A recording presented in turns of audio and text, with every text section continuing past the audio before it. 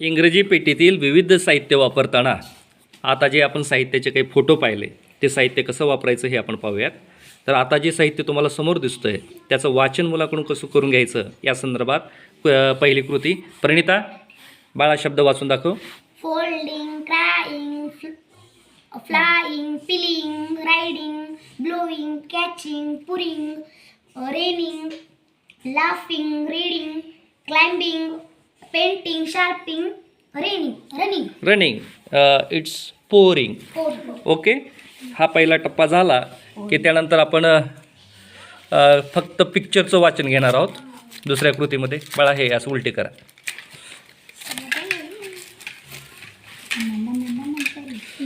आता फक्त आपण पिक्चर वाचन करून घेणार आहोत. त्याच्यामध्ये स्वरा नाही. जान्हवी, पिक्चर वाच. Read the pictures. Yes. Holding, crying, flying, peeling, catching, pulling, catching. काय आहे स्वरा ते? पोरिंग. हां, चलो next. Pouring, laughing, reading, climbing, painting, sharping, running. काय आहे ते Pranita? Raining. Very good. Catching म्हणली. या दुसऱ्या कृतीचा सराव घेतल्यानंतर आपण तिसरी कृती घेणार आहोत. चला आता चित्र उलटे करा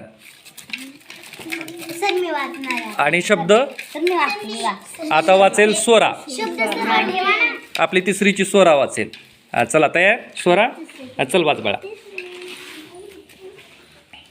holding, crying, flying, peeling, riding, blowing, catching, pouring, running, raining, laughing, reading, climbing, painting, sharping, running. Very good. या पद्धतीनं आपण एकाच दिवसामध्ये जवळपास 20 ॲक्शन वर्ड्स मुलं चांगल्या पद्धतीनं वाचू शकतात. लवकरच भेटूयात दुसऱ्या साहित्यासह पुढच्या भागात.